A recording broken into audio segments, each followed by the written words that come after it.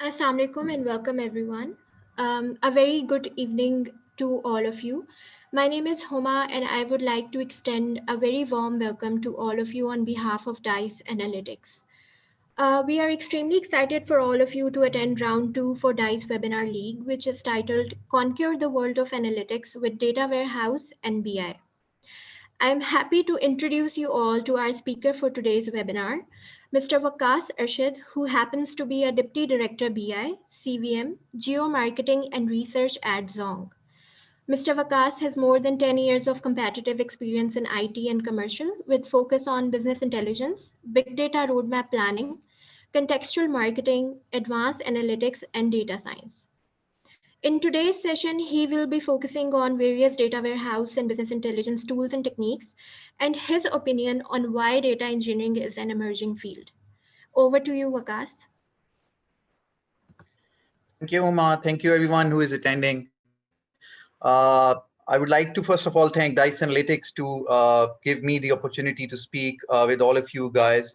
And to start with, I would like few of you guys, because I can see there are a lot of participants who can please, some of you can volunteer and give me their introduction, the field that they're working in, and why they have opted to attend this seminar.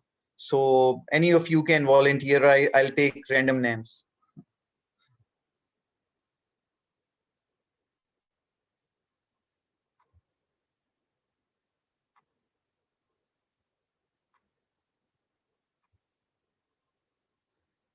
I think I'll have to take random random names. So Waqas, I think you have to allow the participant, you have to allow them to speak. okay. Yeah. So I'll start with the first guy in the list, Amir Jan. Your name is alphabetically on the top of the list, so I'll allow it to talk. Okay.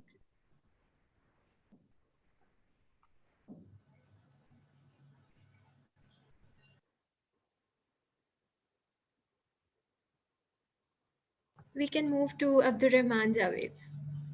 Okay. So Abdur Rahman, your turn.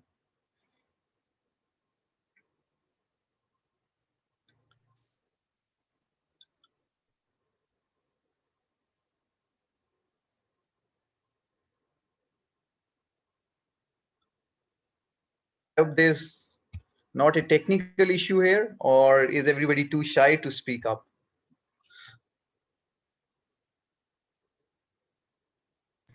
I would highly encourage all of you to please introduce yourself. This way we can have a good interaction on the webinar. Okay.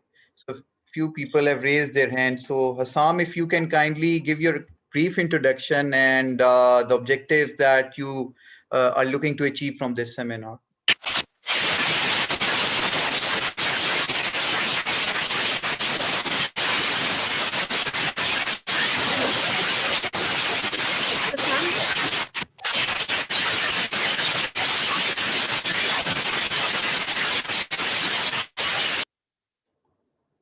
I think there's some issue with the connectivity. So who else?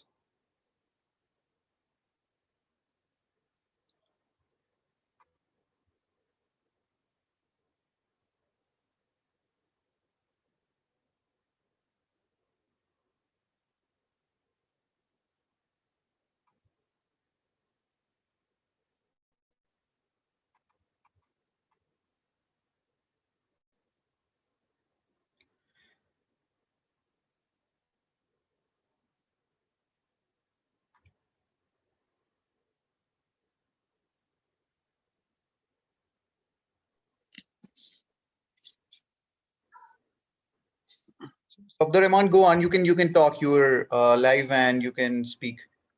Uh, Actually, sir, I'm not working in data analytics field related field, but I want to learn data analytics because my cousin is working there, and I'm a final year student of MBA marketing. And especially my thesis topic is how artificial intelligence is revolutionizing the digital marketing. So I have keen interest to learn the digital marketing and pursue my career in it as well. Okay, fair enough. Fair enough. Okay, so we got the opinion of one of them. We managed to do it. So we got some messages as well. So one is from Adil. He's done an MBA in finance, and one is front-end engineer Muhammad, and someone else loves Excel. So I think we should start. I think that without further ado, I'll start. And if you guys want to pitch in, just raise your hand. If you want to add anything, please keep this interactive because I'm not big fan of presenting a lot of slides. So I want it to be very interactive this session. Okay.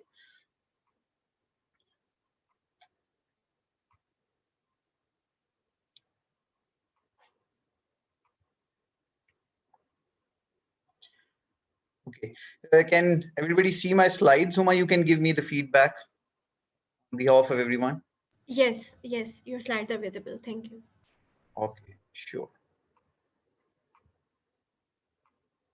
Okay. So guys, I'll start with the introduction of Dice Analytics. Most of you guys know what Dice Analytics has been doing for last 4 and 5 years. I think that the objective that these guys have is absolutely brilliant because a lot of people that are working in the field of analytics, BI, and artificial intelligence, machine learning, they do not have the relevant experience or the educational background to do that. So what they do is that they bridge the gap between the curriculum and the universities and the field. They have a lot of guys who have a lot of experience in the industry, and they then do these seminars and trainings in which they give people information related to the tools that are being used in the industry. So this webinar is one of the 7 webinars that they have planned. This is round 2. So the first webinar was on Microsoft Excel, and then one was on Web 9. And this is the third one, the third webinar, but round 2 of that. So in this lecture or webinar, I'll cover uh, what is data warehousing, what is business intelligence, and how it helps in conquering the world of analytics. And then they have 3, 4 more webinars that are coming in, and I would encourage you guys to attend those webinars as well. So I'll give a brief introduction. Homo already gave my introduction, but my name is Vakas Arshad. I currently had the business intelligence, CVM, and analytics team in one of the biggest telcos in Pakistan. Uh, I am currently leading a team that is responsible for doing all the business intelligence related reporting and analytics that helps the management in making all the decisions. In total, I have more than 12 years of experience, and BI is something that I've done all my life, almost all my professional life. I started my career with Teradata, in which where I worked for around 7 years. And then I joined Systems Limited, and since last 4 or 5 years, I've been with Zong. So guys, I love this theory. I've done it in presented this in few webinars that I have done with Dice Analytics as well. And this is the whole crux of business intelligence and analytics. So this theory is called bounded rationality. Uh, guys, hold a second, please. Sorry, 1 second, please. I'll start.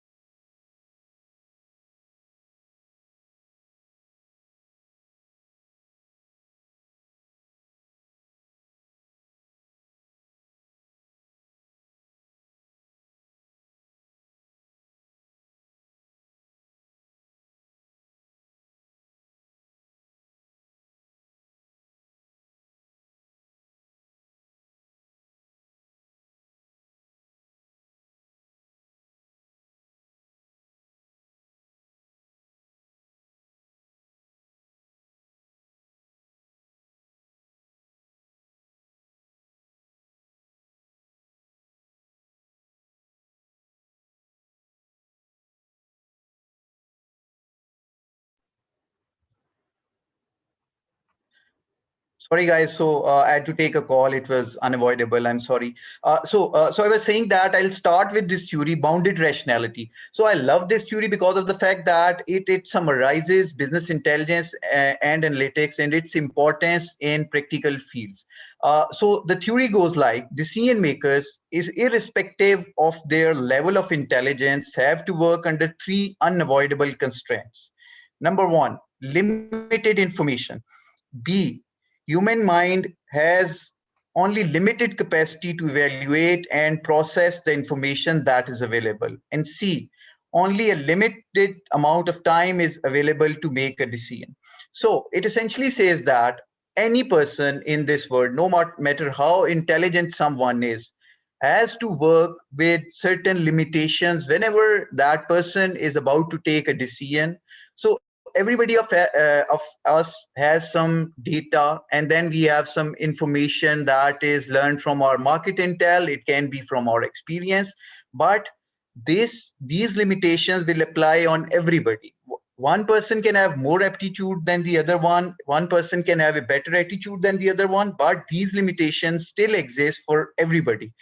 So if the first hindrance that can come in a decision making, limited information, that is resolved, then the decision making can improve multifolds. So how can this limitation be resolved?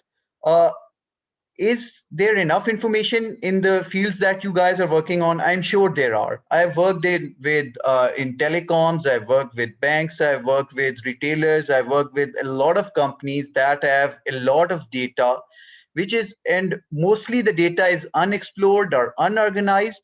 So the challenge is not the limited information. The challenge is that that information is not organized. That information is not explored. So if I'll say that the flow of information is directly correlatable to good decision making.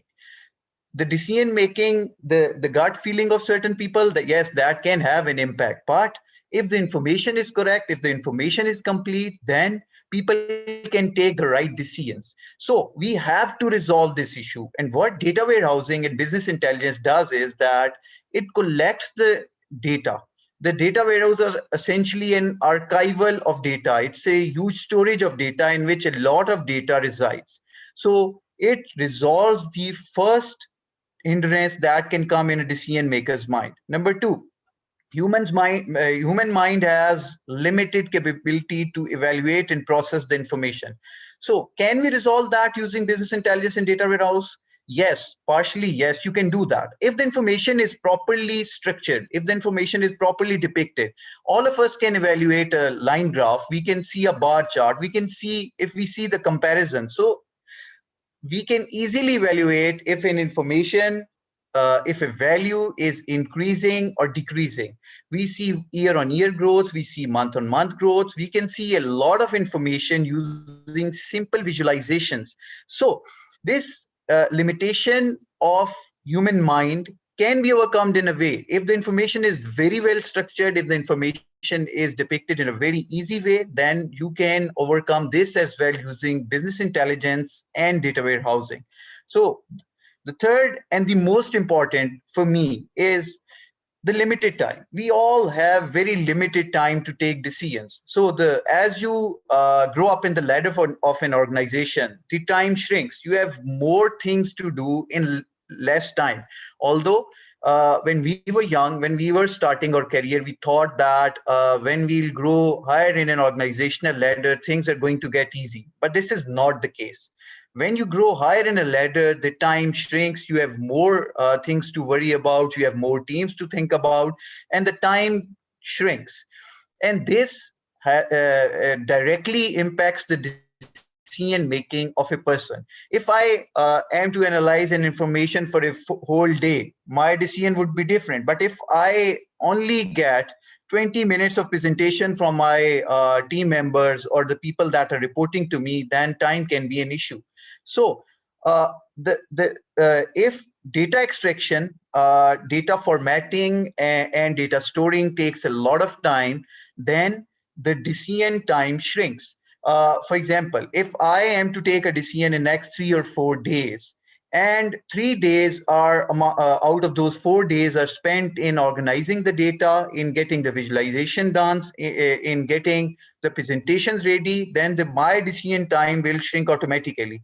So in order to reduce the time to market, we need to have a very well-oiled machinery of business intelligence. Or infrastructure should be very robust, or structure should be robust and flexible as well. My data warehouse should be scalable. If the information is increasing or decreasing, then it should not be an issue for a decision maker that is sitting on the CXO chair or a managerial position that has to take the decisions.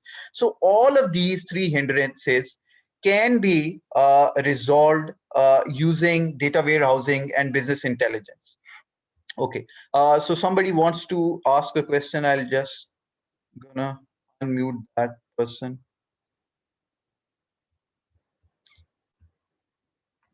Okay. So, Faika, please go on. You can unmute your mic and ask any question.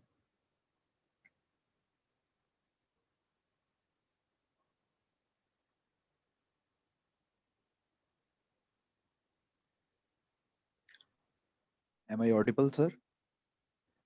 Yes, you're audible. Okay, sir, I want to ask a question about OLTP and OLAP. So, in normal data warehouses, uh, we normally fetch data from OLTP in our OLAP data warehouse by using batch processing like ETL process.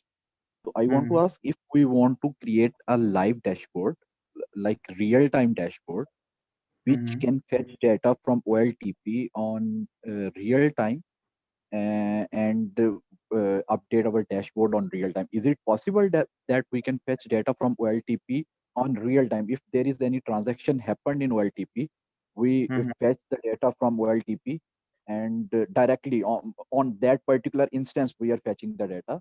mhm. Uh, on which instance that transaction is happened and that our live dashboard is going to be updated. Is it possible and how it is possible? And which data warehouse technique right now is mostly demanding in industry like cloud data warehouse or like Teradata? We have many options at Amazon Redshift, etc. And which data warehouse technique is less costly and very in demand right now in the industry? Okay, okay, okay. Thank you. I think that it's a very good question, and I would encourage other people to ask questions as well because I want this session to be interactive. Okay, so you said that if there's an OLTP system and you want to enable the real-time reporting, yes, that can be done. There are a lot of tools that are doing that, and with the introduction of big data, there are a lot of tools that can do that. And even the business intelligence tools that we have now are very different from what we had 5, 7, 8 years back when I started my business intelligence career. The likes of Power BI, Tableau, they allow live feeds of data as well. So you can directly do that. They have plugins that can then interact with, talk to Hadoop. They can talk to relational DBs as well, and they talk to different OLTP systems as well. I'll give you an example. For example, there are a lot of web sources these days as well. For example, you have Facebook data that has real-time interactions. Then you have YouTube data. So all of these data sources can be directly visualized using the tools that, for example, Facebook or Google are interacting. We have YouTube Studio that does that. You have Facebook that does that. But even in your organization, if you want to show the OLTP transactions directly on a dashboard, you can do that. But uh, is this good enough? To be honest, I'll cover this in my slides as well. What data warehouse maturity is. So the thing that you said, the real-time reporting is something that comes in a later stage. If you ask me, it comes probably it's the last stage of a data warehousing and business intelligence ecosystem. Because the first thing that we need to do in a data warehouse is to enable reporting that reports the events from the past. For example, if I'm sitting today, I should know what happened yesterday. yesterday or last month or a year back, so I can run comparison. So this is one way of reporting. Then once that is enabled, then you move on to operationalizing things, and then you predict certain things, that what is going to happen in future. And once you have that, the maturity of the data warehouses reaches that stage, then you worry about the triggers and the real-time data that you want your management to see, or if you want to see that information yourself in an organization. Generally, what happens is that the chiefs of an organization or the managers of an organization, they worry less about the real-time data. They worry about the trends that are happening, but there are certain business that are very business, I would say, time sensitive, in which the information flow is very rapid. So in that case, you can definitely enable this kind of reporting. If I can tell you, for example, in a banking environment, the cash flows in a single day, for example, the money that is taken out of an ATM, the credits that the people have taken, you can create real-time dashboards on that, and it can be done using a wide variety of tools. You can go to the route of big data, in which there are a lot of things in big data that enable that. But as I said, that there are some front-end tools that are intelligent enough and flexible enough to enable real-time reporting. I hope this answers your question, Faik. Yeah, thank you, sir. Okay. I hope that everybody understood this bounded rationality theory. This is the whole crux of my lecture. Every human mind, with the limitation of the thinking capacity of a person, has to deal with three limitations, right? One is limited information. One is that the capacity to absorb information, and C, we all have limited time to make decisions. This can be resolved using data warehousing and business intelligence. And how we can do that, I'll explain this later in my slide. So I'll go to the last slide of my lecture, just to give you an idea, you guys an idea of what I want to achieve from this lecture. So by the end of this lecture, ideally, everyone amongst you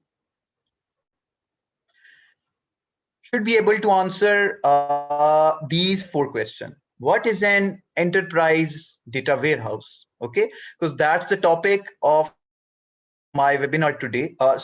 This is the least that I expect everybody to learn today. B, what's the business need of an enterprise data warehouse? Is it only archival? It's an IT-based thing or a technology-based thing where you just want to store the data? Or is there any business need for that? What do business departments do in a data warehouse? How do they enable their reporting using a enterprise data warehouse? Then what are enterprise data warehouse architectures? So there are a wide variety of architectures that people are using right now. There are organizations that are using a very agile kind of data warehouse. There are organizations that are using data marts and data lakes. And then there are organizations that have an IDW, that's an integrated data warehouse where everything is integrated in a single data model. Then as Faik asked the question, some people only are interested in real-time data. They do not need to create a very big data warehouse in which they have everything integrated. They want reporting on the go. They want reporting on the fly. Then the architecture should be different. So you should, by the end of this lecture, should learn about how to decide the architecture of an enterprise data warehouse. And then last but not the least, how mature is an enterprise data warehouse? So almost all big organizations now have enterprise data warehouses. So if they want to assess how mature their data warehouse is, there's a certain framework that is used to assess the maturity of a data warehouse. So I'll try to cover that. So by the end of this lecture or webinar, I expect everyone amongst you to be able to answer these four questions. And this is the least that we should take away from this lecture. Somebody wants to ask a question. Let me check.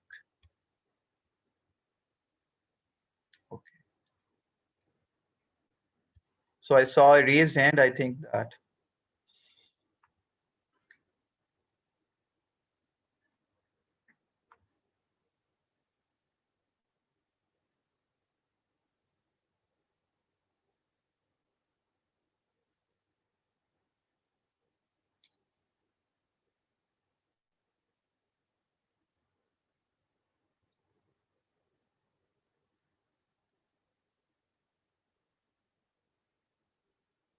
Homa, can you hear me?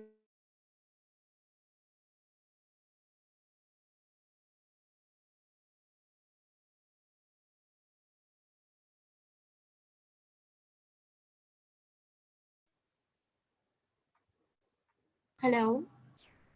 Hey, Vakas. Yeah. So there's a Hello. question from Adil. Why these techniques are not taught in a university? Okay, so it's a good question. So to be honest, I mean, when we graduated, I mean, I graduated back in 2008. At that time, we were only taught about relational database management systems and normalizations and basics of SQL. But now there is a trend that people are teaching such kind of techniques in universities as well. For example, I know this for a fact that in FAST University, they have a dedicated course for data warehousing. So people teach that, but yes, I agree with that it's not a mandatory course for everybody. But to be honest, if you ask my opinion, I think that it should be part of every CS and software engineering degree at least, because it's a budding domain that has a lot of scope. And even if your universities are not teaching, you have the resort of going to some very good training institutes like Dice Analytics. These guys are doing a remarkable job in teaching tech tools and techniques related to analytics, data warehousing, machine learning, and data science as well.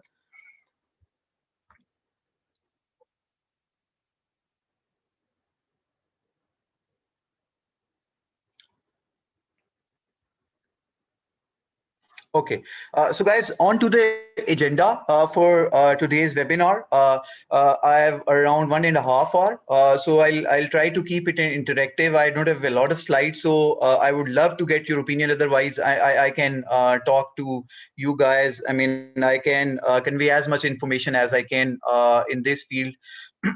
So the agenda is what is an enterprise data warehouse. So I'll cover that in detail. Then what's the business need of an enterprise data warehouse? Then we are going to discuss what are the methodologies and architectures of designing a data warehouse. And then I'm going to discuss the BI and analytics maturity. So guys, one thing, I'm not going to talk about a lot of tools because I don't want to keep this lecture as tool specific, because everybody can have their own preference of choosing a tool, be it an ETL tool, a visualization or business intelligence tool. It can be a campaign management tool, or it can be a data mining tool as well. So everybody has his own priorities. So I'm going to keep it generic, but having said that, I'm going to quote some examples of certain tools wherever it's applicable. So we have a question from Vakas.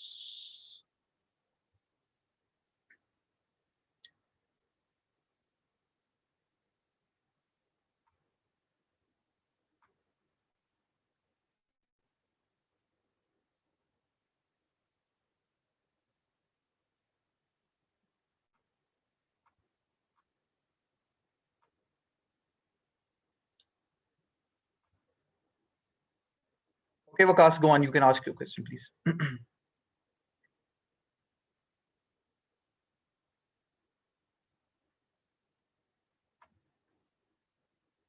Vakas, you'll have to unmute your mic, please.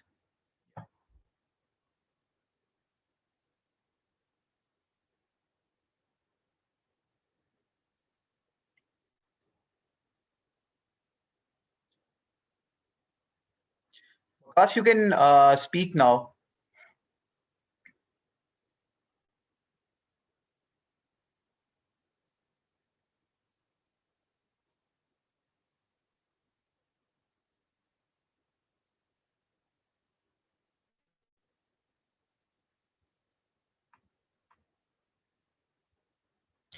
It's okay, Vakas. You can ask your question in the chat section as well. We'll answer you there.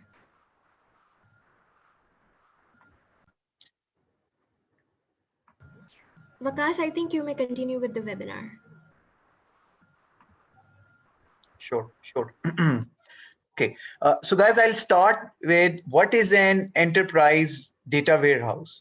I think that we are having certain problems with the connectivity. Otherwise, I would have loved to gotten your opinion on this. But again, I'm gonna do it myself on your behalf. So people have a lot of misconceptions about enterprise data warehouse. Certain people think that it's just an ordinary database in which data is stored. Some people think that data warehouse is something, it's more of a data swamp in which you can dump everything. Some people think that it is only an analytical data store or an ADS that is used to enable analytics. But if you ask me, there is no exact answer to that, to be honest. The perfect definition of enterprise data warehouse for me is that it's a data archival platform that can be utilized to enable business intelligence reporting, advanced analytics, and data mining as well.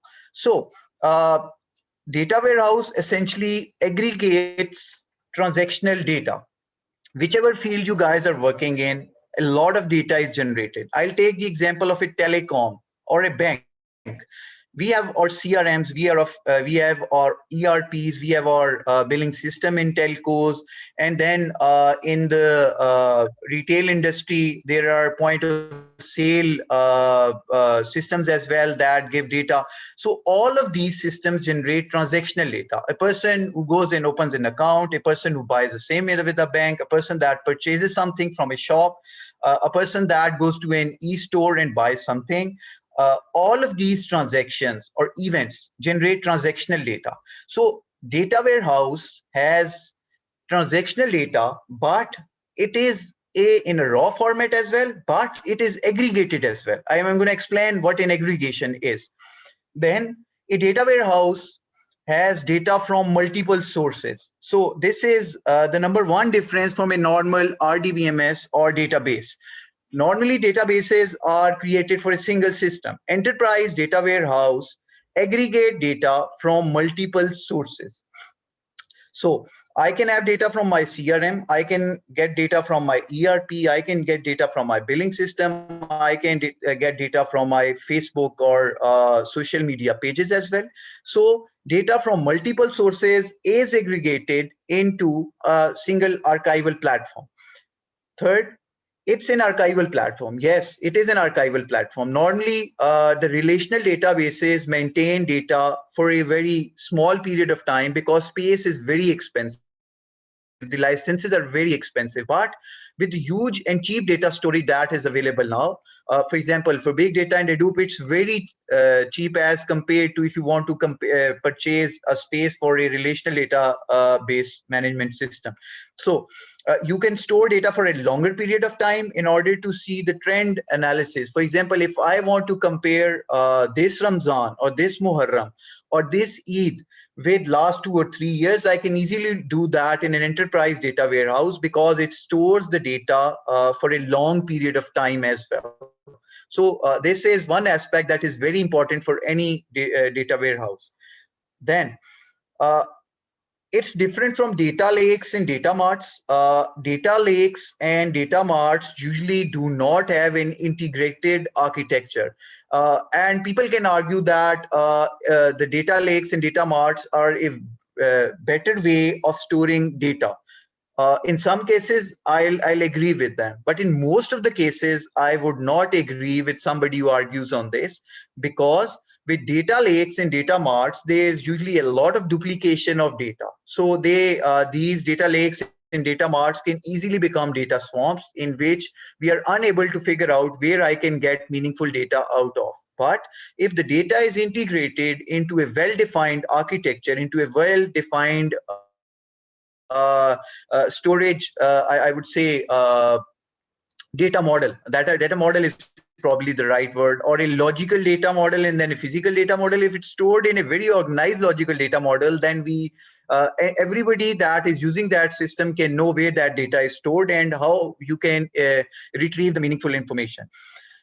Once this data is stored in raw format and then it is aggregated on an aggregation layer, the next step comes on the reporting. So the reporting is the lifeline for any manager, any CXO that is making any decisions. You need to know what has happened in the past, you need to know what is happening currently, and then you need to know what is going to happen in future for forecasting purposes as well. So the importance in reporting of a data warehouse is something that I would put a lot of value on, and any manager that takes decision would tell you that this is the most important aspect of any data warehouse. Then on top of that, as the organizations evolve and they enable the reporting, the next logical step that comes is analytics. So analytics is something that is very important for modern organizations that want to predict the future. They want to build data science based models that help them not only forecasting but also for certain business achieving certain business KPIs. For example, in telcos we have a KPI of churn reduction. In banks they have a similar KPI of churn reduction. Now we have the microfinance online e-banks as well. They also have a huge challenge with churn. So this is one use case that can be dealt through using data science based on the behavioral patterns of past. You predict the future. You predict for customers that are active right now. You predict that how many of them are going to leave your network or your using your services in future. So this is another a very important application of enterprise data warehouse. So in an enterprise data warehouse, you have data sources that provide all the data. These data sources can be structured. These data sources can be semi-structured or unstructured as well. You can have a relational database system that provides the data. It can be web log of a system that is providing this data, or it can be an XML or any other kind of information. So there are a wide variety of data sources, that a wide variety of data formats that provide the input to an enterprise data warehouse.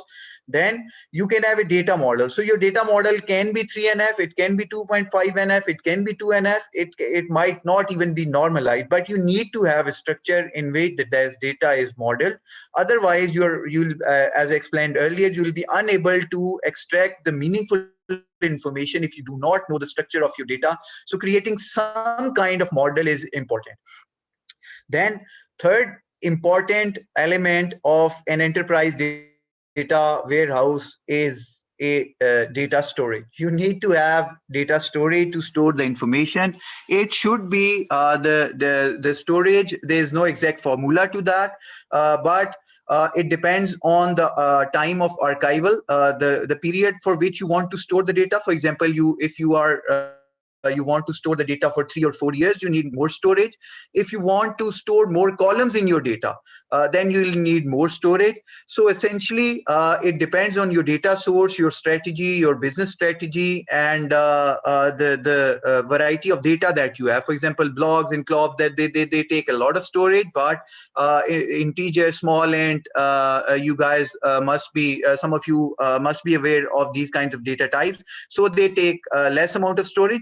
So we need to have a data storage, and then organizing all this data is very important for any enterprise data warehouse. So these are essentially the components of an enterprise data warehouse. So out of these slides, I hope you have understood the importance of an enterprise data warehouse, why we need an enterprise data warehouse, and what essentially is an enterprise data warehouse.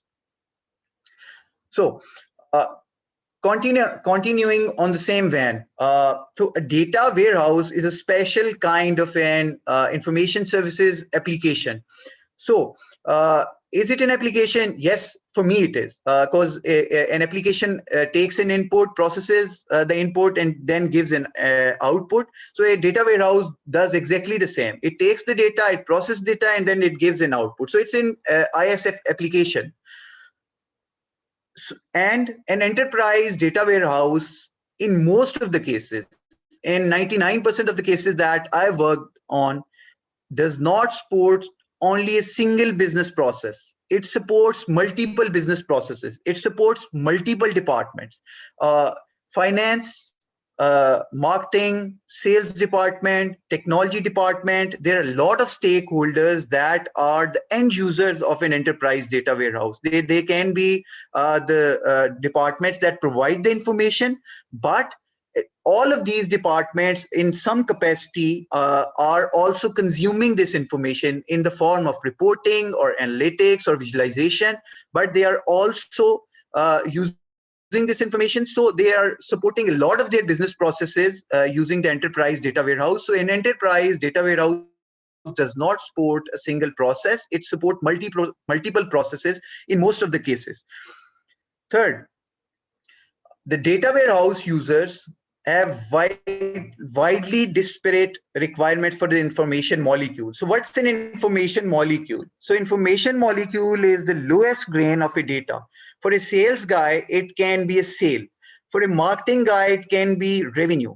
For a technology guy, it can be availability of his network or availability of any hardware that he's dealing with. So everybody has a very disparate requirement in terms of their information molecule. And what enterprise data warehouse does is that it integrates all of this data into a single version of truth. People call it integrated data warehouse, some call it an enterprise data warehouse, but essentially it's a data warehouse. Then you need to have a blueprint as well. So all the data warehouses have a blueprint on which they are built on.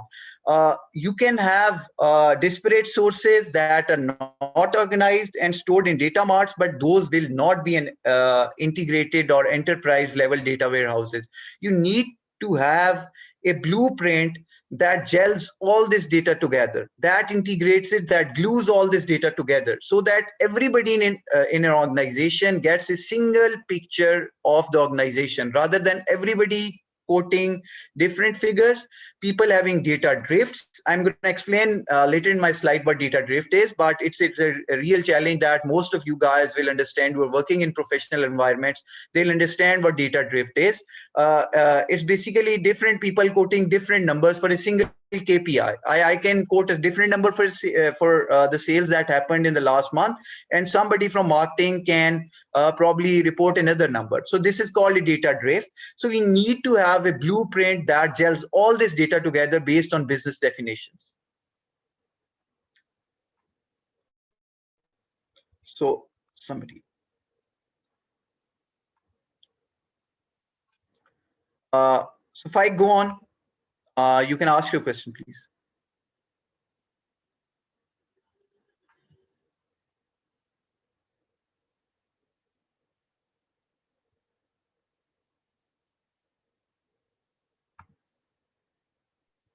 Okay, sir, can you hear me? Yeah, I can hear you now. Okay, sir, I want to ask you how we can define the grain level. I mean, is it subject specific thing? Is there any method to define the grain level? Can you please elaborate more about the grain level and the molecule information molecule? Okay, Thank you. okay, I'll explain. Okay. So it's a very good question. I think that the question is that what's a grain or a molecule of a data? So it totally depends on the nature of data. For example, if you have real-time data coming in from a web log or an event, then the molecule can be a single click. So it would be the lowest grain on which the data is stored. But for a person that is monitoring the web or application usage of a subscriber in a telco, the lowest grain can be a session in which a subscriber uploaded or downloaded something. For a bank, it can be a transaction that has been done using an ATM or using a checkbook. So it can be a transaction. So it totally depends on the event and the nature of the data in which that event has been captured. So if nobody captures the event, then there will be no data warehouse, there will be no source of information. So we have to capture the information as well. So that grain can depend, in fact, totally depends on the nature of an event and how it is captured.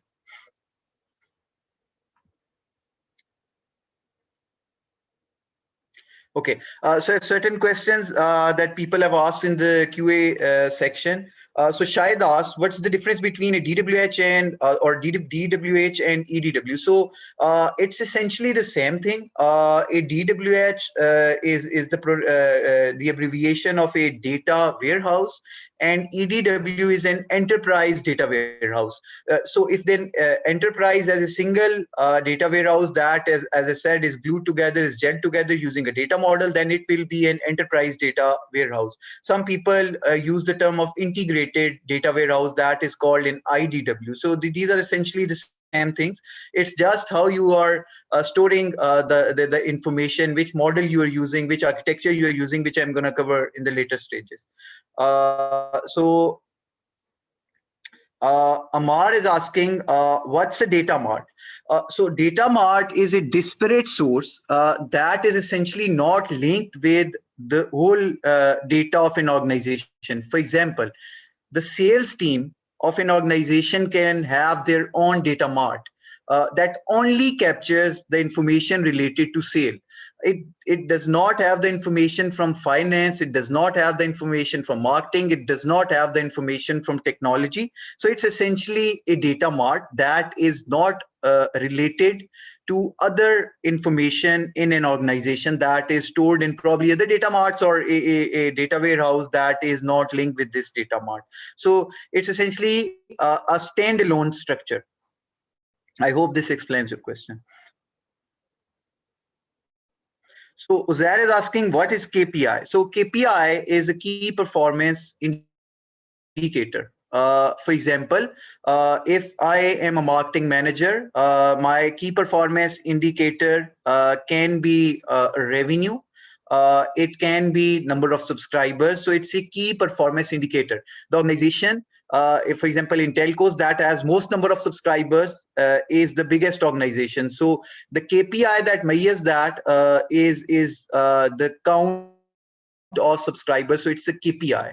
So essentially, if you guys use Excel, so we use aggregate functions. So in most cases, we use the aggregate functions for KPIs. The performance indicators use sum, min, or max. Rank can be a KPI. And, as I said, number of subscribers can be a KPI, and there's a wide variety of KPIs that are assigned to certain people in the organization. For example, a marketing head will have different KPIs assigned to him, and a sales head will have different KPIs assigned to him.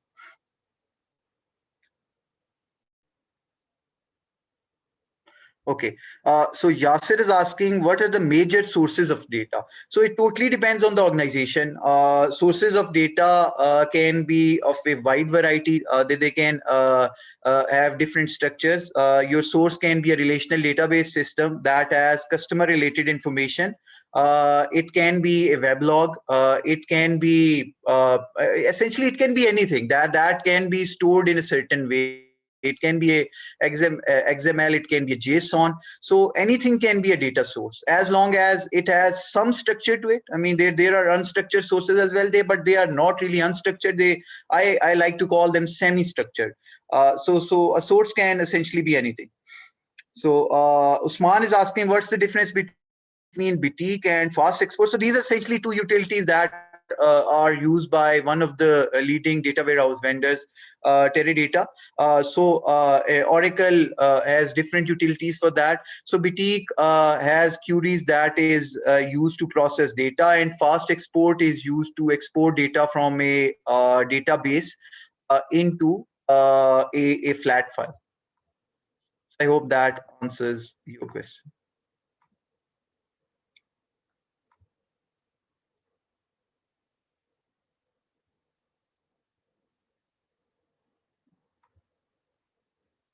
Uh, Faik, you want to ask anything?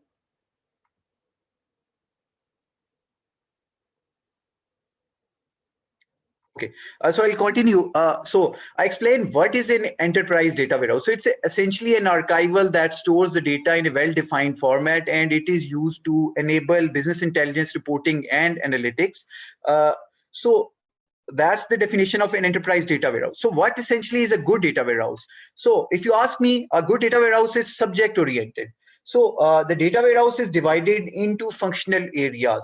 As I said, it might seem initially contrary to what I said in the previous slide, that data warehouse is well defined, it's well gelled, it has a very defined structure to that. But now I'm saying that it should be subject oriented and it should be divided into functional areas.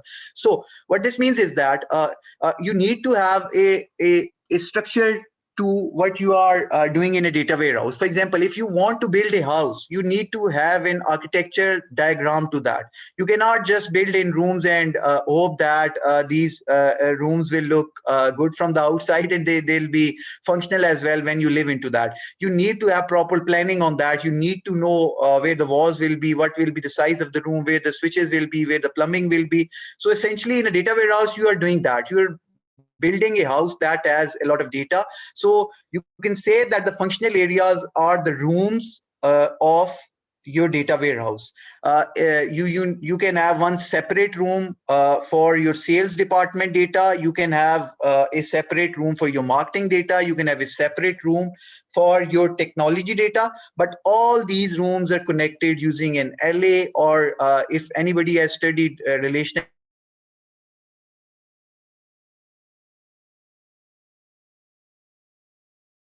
that relational database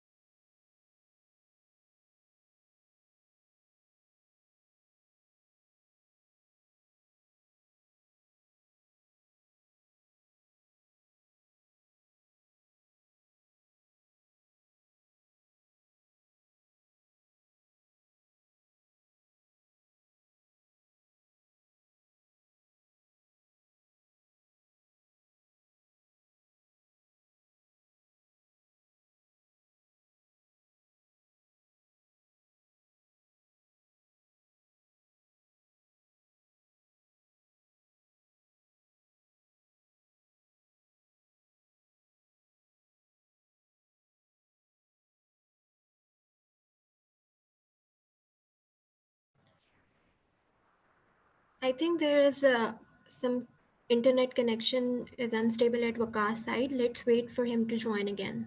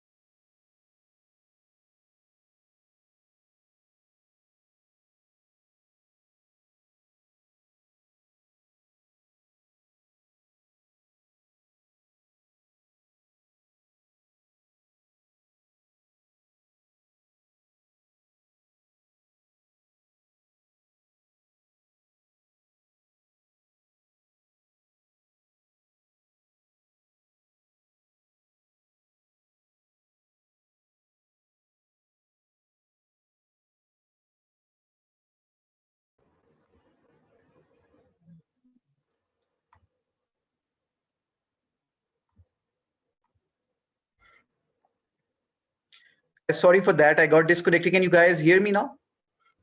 Yes, we can. Sure. Okay. So I was explaining that the traits of a good data warehouse. So the first trait was that a good data warehouse is subject oriented. Number two, it should be integrated. What this essentially means is that if you have a customer in your organization, you need to have a 360-degree view of your customer. So you cannot have disparate information of a customer sitting in different silos. You need to integrate this information. You need to know if you, for example, in a telco,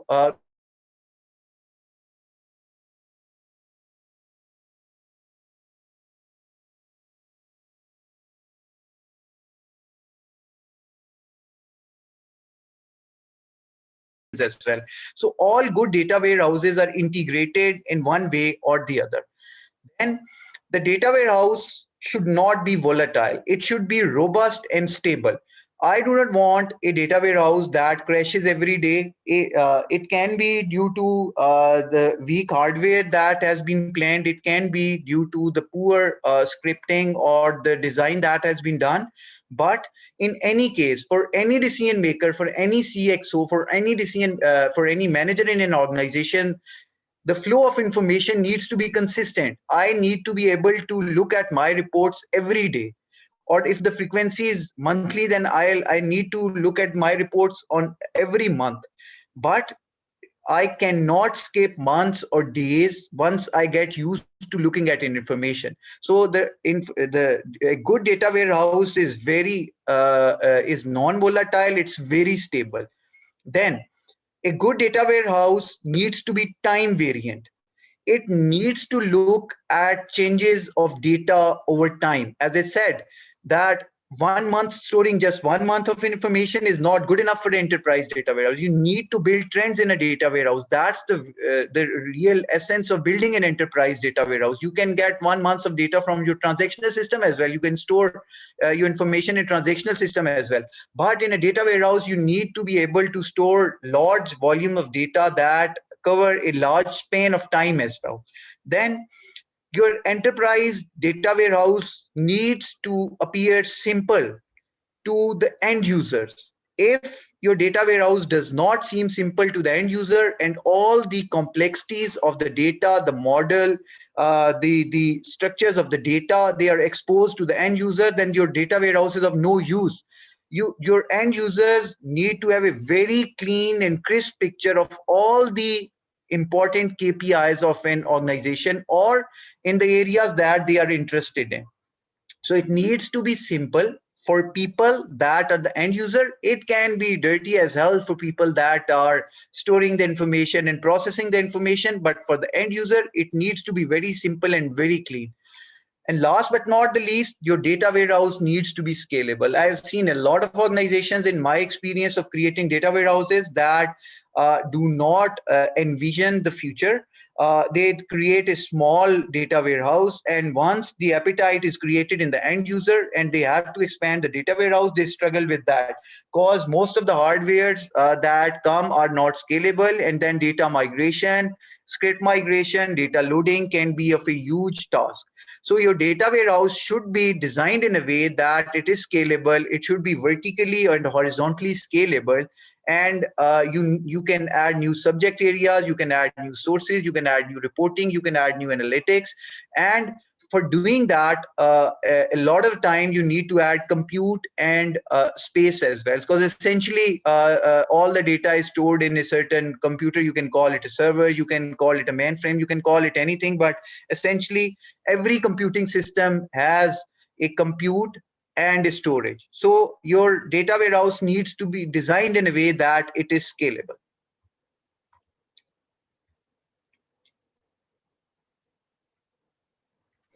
एक Okay. second. So what is the basic architecture of data warehouse? Okay, I'll cover that. There can be a wide variety of data warehouses. They can be normalized data warehouses if you're asking about the data architectures. If you're asking about the hardware and physical architectures, then again, there are a lot of varieties to that. You can have storage that are file-based. For example, we have Hadoop. There are other file-based storage systems as well, and then you can have relational databases as well. For example, you can have Oracle, you can have IBM, you can have Teradata data warehouses. But there's a variety to that as well. So this is the thing that I explained right now was the hardware architecture. The other portion is the information architecture. That's more important, and the information architecture can also be of a wide variety.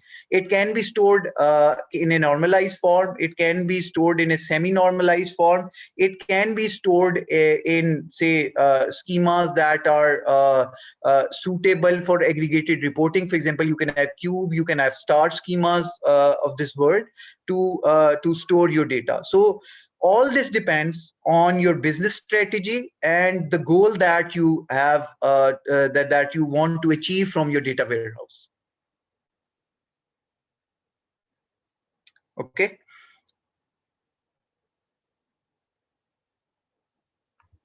Right.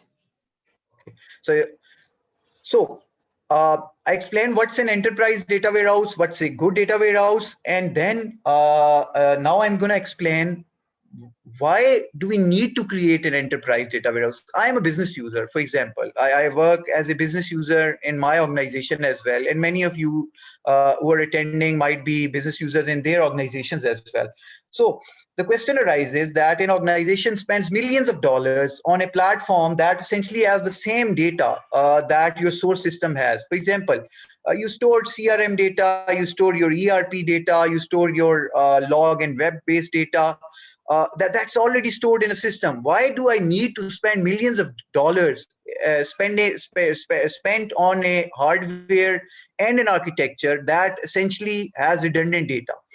So there are certain pain points that anybody who has done any analytics in an organization would know. And by analytics, I do not mean data science, only data science. By analytics, I mean people who look at cross-tab reports, who look at simple reports. So there can be there can be a lot of pain points that can be faced by end user based on which organization take the decision of creating a data warehouse. So the number one pain point is data anarchy. What's data anarchy? Disparate sources that do not talk to each other, sources that are stored separately, that the information that is not correlated. So this is called data anarchy. The data anarchy then creates data drifts that creates a lot of issues for an organization that has to take decisions to grow its business, because essentially every organization aspires and works to increase its business.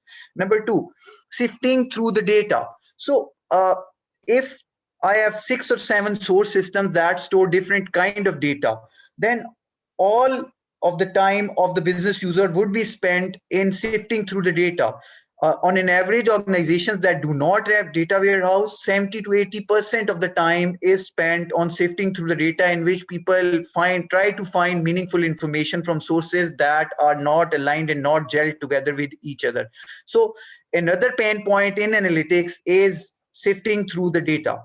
Number third, scale. So as I said that scale, the data warehouse needs to be scalable. So scale is a big issue. If I want to store huge amounts of data, then relational database or simple databases would not be able to help me to store that data.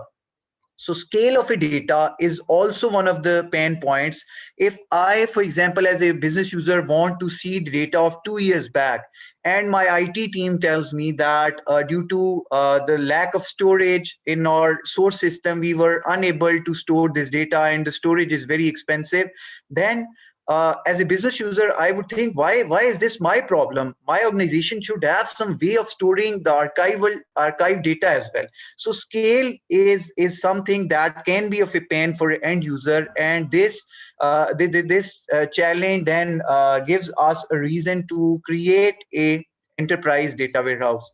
Then putting out fires. So if in an analytics you and the guys वो जो उर्दू में मैं बताऊंगा कि यार आग बुझा रहे हैं ये आप लोग भी आपस में बात करते हो, because a lot of problems arise in an organization that require quick fixes as well. So if I am sifting through my data, I have data anarchy, then I'll not be able to put these files out. I need to have a well-defined storage in which the data is stored.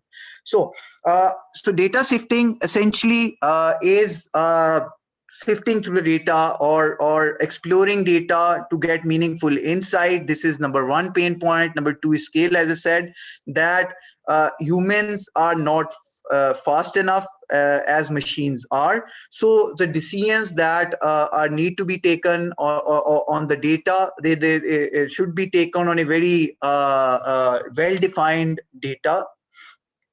Then we have data anarchy, as I explained, that the data anarchy is created in organizations that do not have centralized data sources.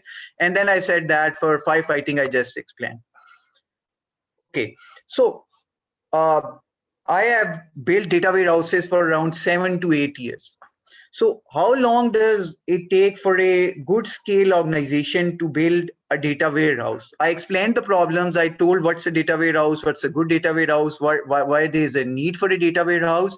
But even if I know all these things, a good data warehouse in on an average for a big organization takes around 18 months to create. And this is from my experience, and anybody working in a big organization would tell you that creating an infrastructure for enterprise data warehouse, then storing the information in that data warehouse to enable business intelligence, to increase the maturity of the enterprise data warehouse, it takes around 18 months.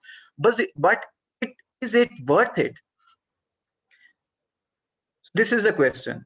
So the answer is yes, it is worth it. Why? For example, the CMO of my organization tell me that I've done 7,500 odd sales in the month of March, but my CFO, contrary to what my chief marketing officer is saying, is tells me that the sales were only 4,300. So why? So this is essentially data drift. So 60% of the information that we store as data drift if there is not a centralized repository. So we need to have, so this is to pursue your management. If you are struggling with this in your organization, if you want to sell enterprise data warehouse to someone, you would tell them that data drifts cost a lot of money to an organization. They cause bad decisions. They cause bad ROI investment that ultimately led to the suffering of an organization. So we have to reduce these data drifts, and these reducing these data drifts or even removing them from an organization will make this 18-month effort worthwhile. It will, the data warehouse, although it takes 18 months to build, on an average a data warehouse lasts for around 3 to 4 years. So it will help your organization for next 3 to 4 years. 75% of time is spent on fallouts from data drift. So this is as per a research from an organization that works extensively on data warehouses. They tell that 75% of a time of an organization is spent. So imagine if I work 8 hours in a day and I spend, say, 5-6 hours in a day fighting on data. I quote a different number, some other department quotes some other number, or a colleague from the same department quotes some other number. Then this is a lot of loss for an organization. And if you take the main day rate and multiply it with the time lost, it would easily give you an ROI just by this single use case of reducing the data drifts and data fallouts in an organization. The next part, the duplication of data. Uh, it's a huge problem for organizations. People who deal with data know, for example, even if in your R drive you can see that if you do not organize your data into folders, you will have the same file. You'll have v1, v1.1, and then you will rename it and you will put it on another folder, and it causes a lot of data duplication. So what enterprise data warehouse does is that because it's glued together using a very well-defined data model, it stops data duplication as well. So this is a big rationale for creating an enterprise data warehouse. So I explained in detail what are the business needs of a data warehouse. Why should organizations spend on a data warehouse? What are the benefits of a good data warehouse? So in a nutshell, if I summarize this in a sentence, the lack of consolidated or consistent view of your customer and your enterprise hinders effective marketing and continuous operational improvements, impacting profitable customer growth and business performance.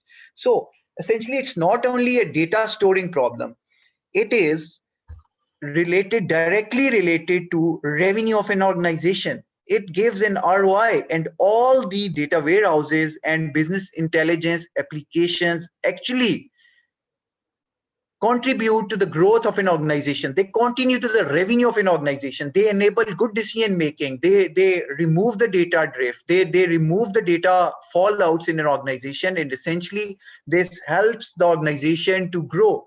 This helps the decision makers to take right decisions at the right time. They fail fast. They learn from their mistakes, and then they build on those mistakes to take the right decisions in the future. So if any organization decides to create an enterprise data warehouse, so what should they do? What should they agree upon at a managerial or management level or a chief level? Number one, they should have a business strategy. The business strategy should include business intelligence in that.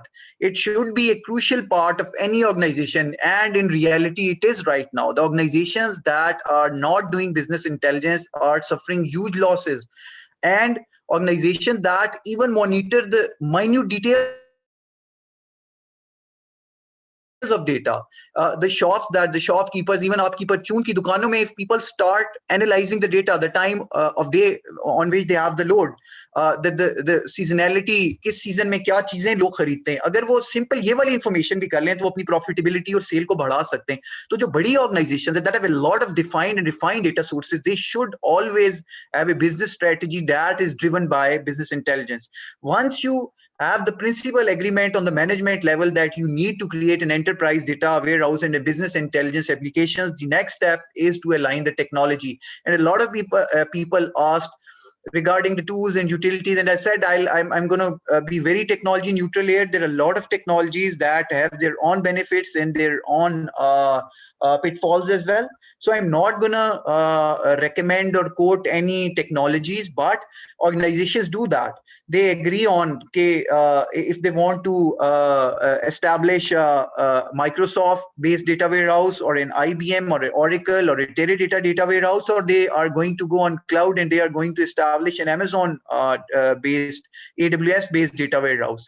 So when organizations decide on a business strategy on BI, they align the technology. They have to align the technology. They need to know which technology they can have. They can have their own procurement process, or their think tanks can agree on that.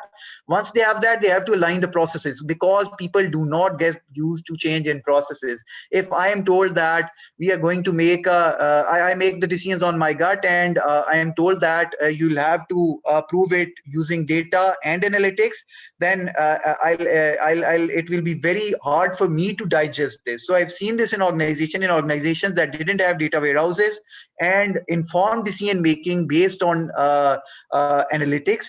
When we deployed the data warehouses there, people are very reluctant to use that, because they said that it questions their expert judgment, it questions their gut feeling. They have been doing this for 5, 10, 20 years of their life, so they believe on their gut instincts. But analytics is far away from gut feeling. It can only help you in taking decisions that are informed, that are backed by decisions. So you have to align the processes. You need to tell the people that all the decisions in your organizations will now be moved on to enterprise data warehouse based business intelligence reports and analytics. And that, once that is done, then you can start by building your enterprise data warehouse. So what's people are asked about the architecture, and I answered them briefly. There's a hardware architecture, and then there's information or software level architecture. And if we sum them all up, you get the whole analytics architecture that has a mixture of hardware as well as information architecture as well. So information architecture you can refer to as your data storage design, your ER diagrams of this word. People who have done CS and are aware of this. Okay, so for an analytics architecture, you need to have a solution or analytics architect that has a holistic picture, as a bird's eye picture of what the organization wants to build. Then that architect then builds a blueprint. That architect will decide which sources will reside in the data warehouse, how these sources are going to talk with each other, what cardinalities we are going to create, how many DBs are we going to create, what are the business rules For example, as I said earlier, the data drifts are generally due to the business rules, different business rules used by different departments. So you need to agree on business rules as well. You need to have a blueprint. Then you need to have an analysis methodology as well. I'm going to explain it, what's an analysis methodology. Then you need to have certain tools. Again, it would interest a lot of people, but to be honest, don't want to limit my lecture or webinar onto certain tools, but there are a lot of tools. For example, there are tools that extract the data from data sources. There are tools that load the data into your staging layer. I'm going to cover the layers of a data warehouse in later slides. There are tools that are used to aggregate data. There are tools that are used to visualize data. There are tools that are used to mine the data. There are languages and tools that are used to do machine learning and AI on that. And there's a wide variety of tools. I won't say that a certain ETL tool is better than others or a certain BI tool is better than other, but it's a choice that an organization needs to take. And then in order to build a house or a data warehouse, you need to have the materials, and the materials for a data warehouse are the data sources that are absolutely of utmost importance. You need to capture the events, otherwise you'll have no information to build your reporting on. So these are the materials, and all these things mixed together. The tools are hardware and software. Then you have methodologies, you have blueprint, you have an architect, and all, and then you have the materials, the data sources, and they then merge into a single product that is the data warehouse. Okay, so what's in analytics architecture? The process of constructing a building starts with an architect. So we all have seen houses being built, buildings being built. So it all starts with an architect that has holistic or overall picture of what a data warehouse needs to be. That architect is the thought leader who works with the customer to understand the requirements. If you're a vendor and you are establishing a data warehouse for someone, then you need to talk to them. If you are building your data warehouse in-house, then you talk to your internal customers, and your customers will be your end users. Then the architecture or blueprint is produced by the architect and describes what will ultimately be constructed. So at the start, you need to know what you need, what you are constructing. And generally, the process of designing a data warehouse is a reverse process. You reverse engineer on certain things. You start with the reporting requirements, and then you identify the sources from which this information is going to come from, and then you define an architecture in which this data is going to be stored. So you need to have a blueprint of what you need to create. Then a methodology that tells us step by step how to construct the final product. There needs to be a manual that tells us that how we are going to merge the data, how things are going to interact with each other, and ultimately will give a cohesive picture. That's the data warehouse. And then there are the materials that are from where the final products are built from. As I said, the materials in a data warehouse are the data sources, and they can be a wide variety of data sources. And then the tools are the things that provide the means to work on the materials and help make the construction process more efficient. Okay, so I've used the analogy of a house or a building for data warehouse. As I said, a data warehouse has certain facets or subject area. A house has homes.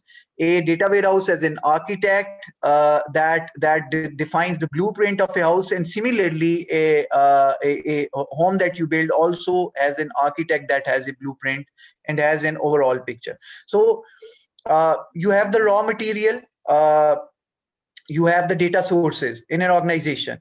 Then you identify the need. You identify the need of a end user for certain reporting or analytics. Once you have that, you analyze the data and the reporting elements, and based on that you build a design. So now this design is again twofold. It is hardware design as well. You need to know the compute and hardware space that you require, and the other design that you need to have is the information design. You need to have a model in which you have to in which you are intending to store your data. Once you have your design created, then you develop your data warehouse. And now you can use ETL tools, you can use BI tools, you can use certain scripting languages as well. You can use tools like NIME as well to develop. It totally depends on your business strategy and the decision that you take, but the end result should be the same. This needs the from where this process, the whole process started. This needs to be fulfilled by your enterprise data warehouse. You can use any tool, any hardware, any information architecture, but the end result is that the end user need to get what they intended from a data warehouse. Once you develop your scripts and your loading scripts, your reports, then you need to deploy that data warehouse different components of the data warehouse, and you enable the end user with reporting and analytics, and then they start using that analytics. But the process doesn't stop there. It's an iterative process. You add new sources to your data, and anybody who has worked on analytics from all of you guys would know that the more data sources, the more information that you add, the better the models are trained. And similarly with simple business intelligence reports as well, the more data that you cross tab, the more learnings you can have. So you can always improve on your reports and your data warehouse design. So what are the pillars of a data warehouse? So they can be a wide variety of definitions for that, but in modern data warehouse, what is seen is that you need to have an enterprise data warehouse design. Then you need to have big data as well, because in the organizations, big organizations that I work with, or I have worked with, uh, they now have semi-structured data coming as well. We have 5G coming down the road. We have IoT applications. We have web-based applications. So almost all the organizations, modern organizations, have app as well. So you need to have a big data storage as well. Then you need, on top of that, you need to have BI apps that are used for visualization and downstream processes as well. And then you need to establish one of the most important pillar in modern organization is data science. So once your reporting is enabled, you need to then enable data science as well, so that your end users get actionable insight based on the learnings of the past.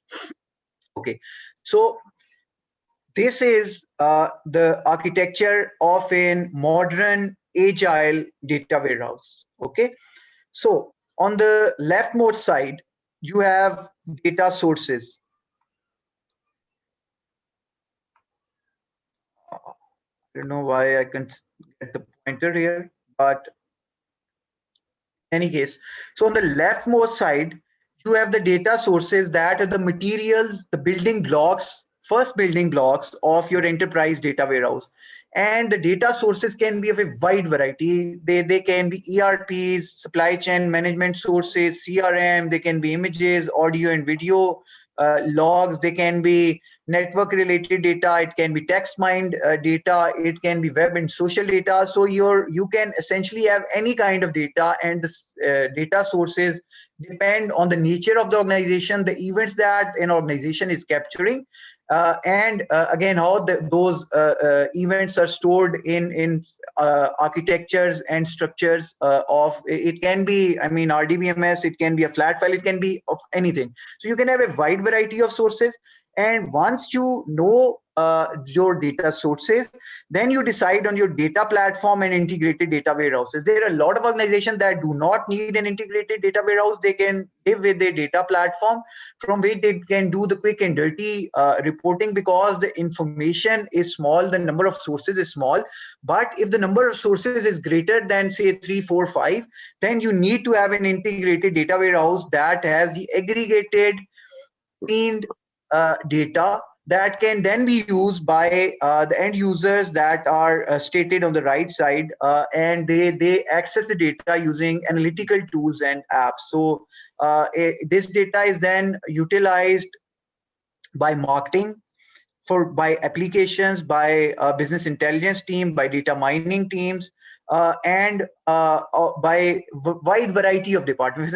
Customer care can use certain data, sales and marketing can use certain data, and then data scientists, they can use this data to drill into trends that are not visible on normal reporting. Okay, and on top of that, you need to have a very good governance system as well. So this move, manage, and access means that although these are simple boxes, but there's generally a lot of data and a lot of tables, a lot of triggers, a lot of procedures that are inside this data platform and integrated data warehouse.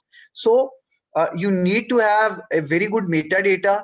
You need to have a very good, I should say, governance mechanism that maintains this whole architecture together. Otherwise, if you do not have a good metadata and a governance mechanism, then there can be data breaches as well. There can be queries that get spooled out, or there can be a lot of challenges that are performance related or security related if you do not have a good governance and metadata mechanism. Okay. So guys, if you want to take a break, or should we continue?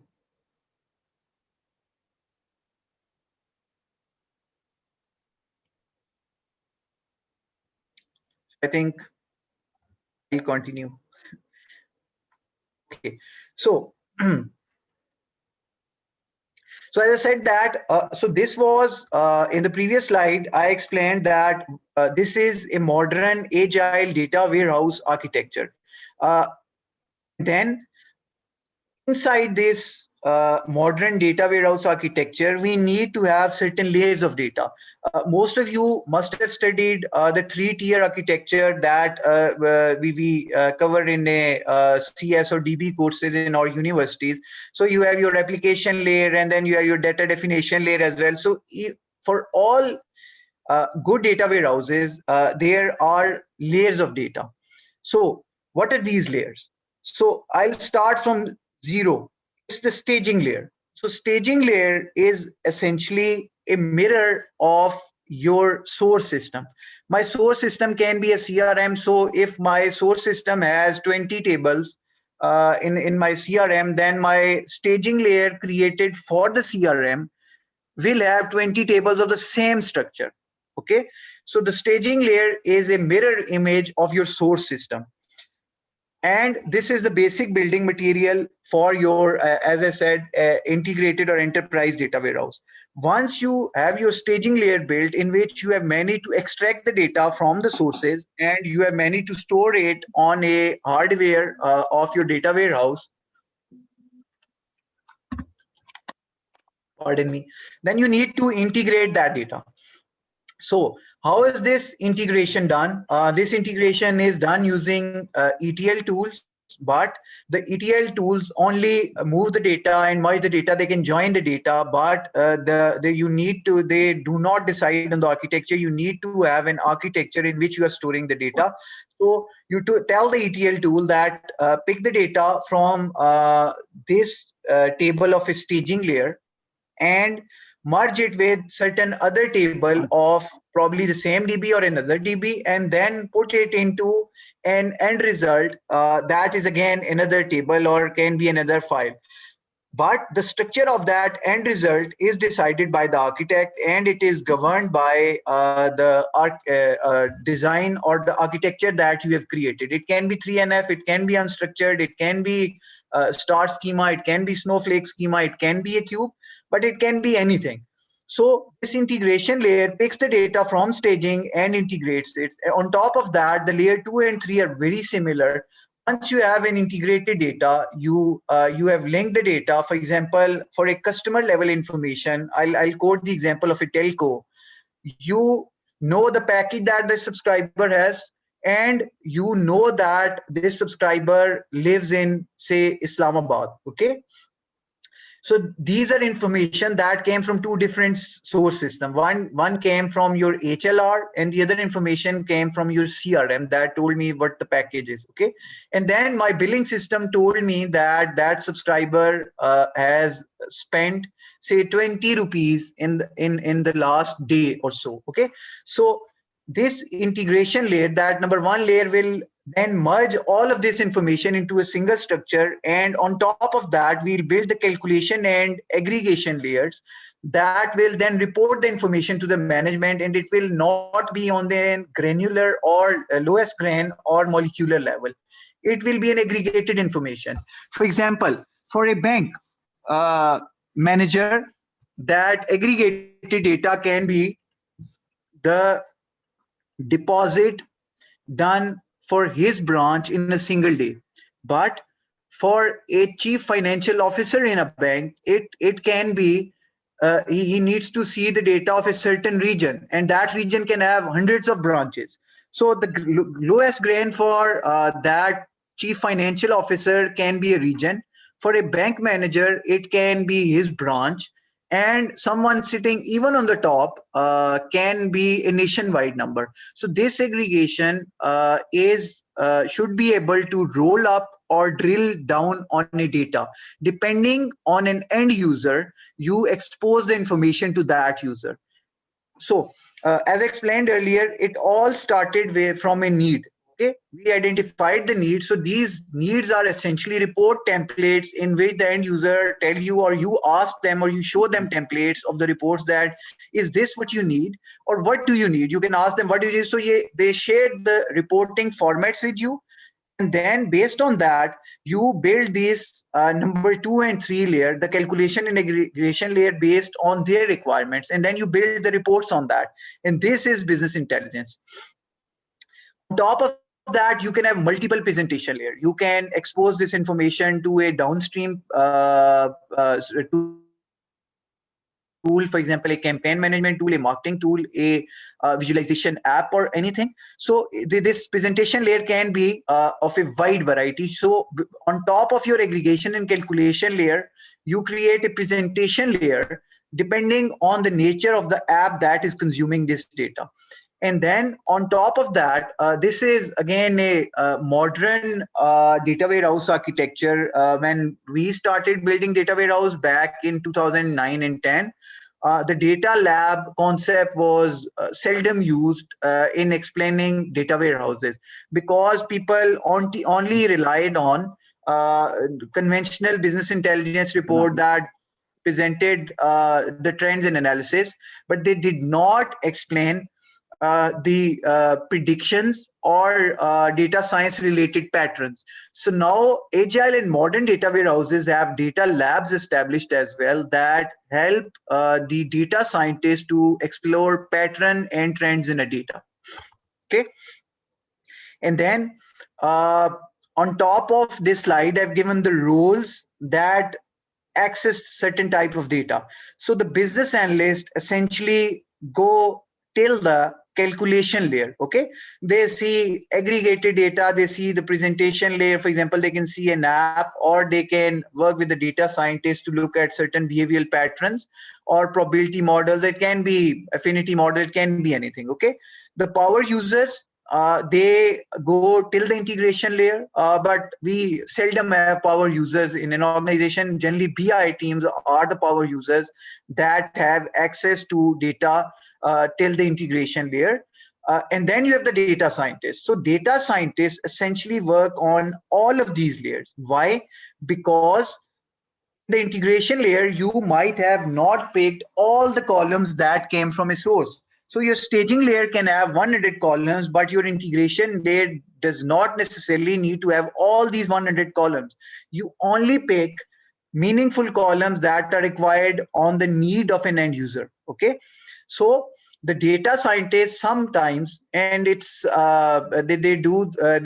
require the need to go till the staging layer to explore certain trends or patterns that are not covered in the integration, calculation, or aggregation layer. Okay,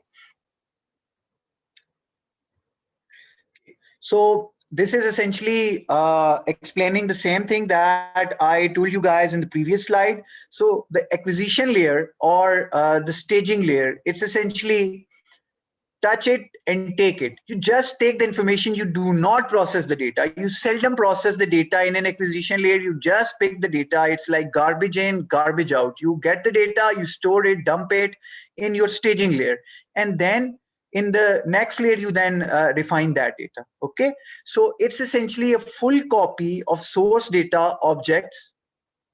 And once you have that, you integrate that data, you load everything. You all records should be loaded, but all record doesn't mean all the columns are also loaded. Okay, you should row all the rows but not all the columns, and then you define the data as per a model. For example, data from 5 to 6 tables can reside in a single table in an integrated layer. For example, for a say telco, you have your own CRM user, okay, who logs in, can be sitting on a franchise, who logs in is a user, right? Then you can have a person who logs into your self-service app, okay, that person is also a user. Then a subscriber that purchases your sim is also a user. And then there can be a call center agent can be user as well. So essentially these 4 users are people who are interacting with your organization. Okay, so do I need to create, and in staging layer I have 4 tables to store profiles of these data, because the information regarding these users is coming from 4 different data sources. One came from your application log, one came from your call center database, one came from your franchise database. So I had 4 tables to define 4 different users. Okay, do I need 4 tables in my integration layer? No. What I'll do is I'll need 4 rows, yes, but I would essentially store all these 4 users information from these 4 tables into a single user table that will be unified. And this is what we call integration in a data warehouse. And this is why the data model is of utmost importance. If you want to integrate the data, you cannot create a replica of your staging layer. You need to create an architecture that integrates the data. And the data integration and modeling is a totally different subject area. If I start talking about that, it will take probably an hour or so more. So we can have another session on that. But the essence is that in a layer of a data warehouse, once you acquire the data in a staging layer, you then integrate it in a data layer where you do not destroy the rows, but you can uh, skip certain columns to reduce A, the load on storage as well, and B, to integrate the data as well. Okay. And then on top of your integration layer, you build the calculation and aggregation layer. As I mentioned earlier, for example, I got data from 4 users from 4 different sources. And for example, for an app user, I need to report to my management that on an average, this user spent how much money using my self-service app. Then I'll need an aggregate that will aggregate all the events of that customer for a month, say. Okay, and it will tell a single number, the revenue given by a customer in a month. So this is essentially aggregation, and the aggregation then can be done on top of aggregation as well. So this is called roll up, when you build aggregation on top of an aggregation. And if you want to come down again on the lowest granular level, then that thing is called a drill through. So a good data warehouse needs to have the roll up facility as well, and a drill through or drill down facility as well. Okay. Okay. So once the data warehouse is built, okay, uh, you need to know the maturity of your data warehouse. Okay, just creating a data warehouse is not good enough. You need to frequently improve your data warehouse.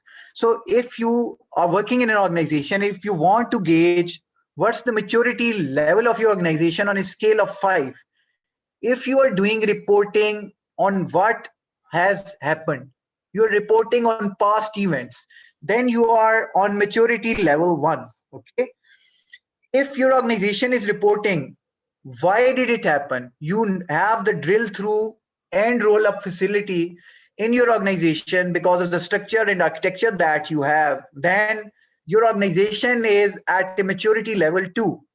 If your organization is predicting the future using data warehouse, then your organization is at a maturity level 3. You know what has happened, you know why it happened, and then you are now predicting what is going to happen, which customers are going to leave my network, which customers are going to get dormant with my bank service, which customers are going to uninstall my application. So it depends. The use case depends on the organization and the business department. But if your organization is predicting the future, is forecasting the future, then your data warehouse is at a maturity level 3. Once you have that, as somebody asked, I think Fike asked, the real-time reporting. So this is maturity level 4. Okay, you have built a data warehouse that predicts the future, and now in real time, based on the learning of your predictive models, you take remedial actions. If a subscriber gets annoyed by a call drop, and we have seen that for subscribers for whom a call dropped got churned, then I create triggers based on that. Any subscriber whose call drops, I post them free minutes. For a bank, for a subscriber whose check got bounced due to a clerical mistake in a bank, this is an event. If that is captured, then that bank can do some remedial measure. They can give him a gift, they can give him a token gesture to that customer. Okay, so this is real-time triggering, and the real-time triggering totally depends on the business domain. Okay, after that, again, making it happen, creating the real-time triggers and then deploying it. This is the ultimate stage, the 5th stage of maturity of a data warehouse.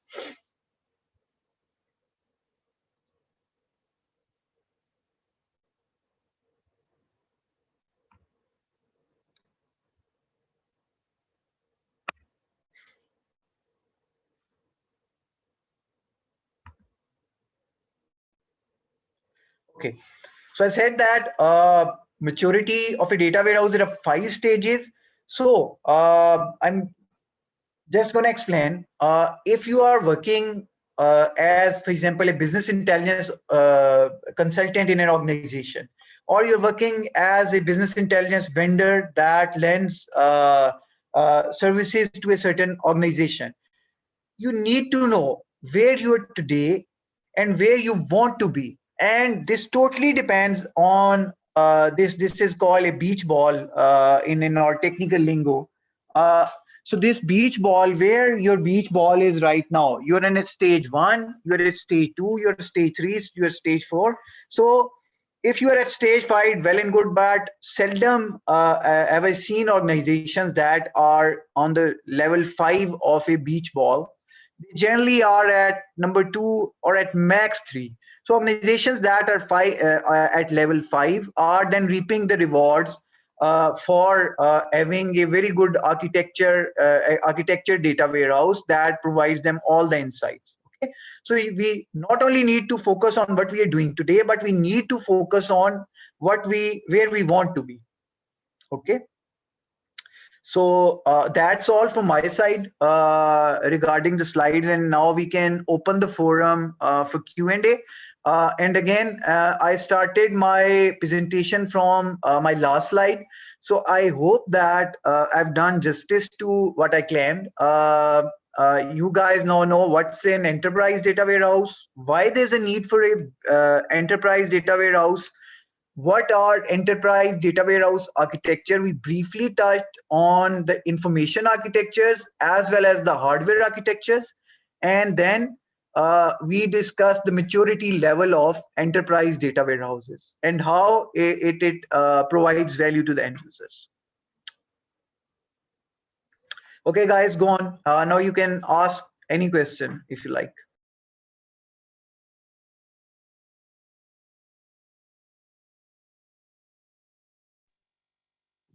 Am I audible, sir? Yes, you are.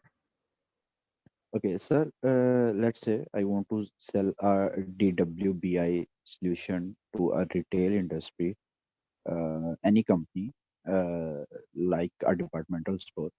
So let's say it is my startup. Let's say.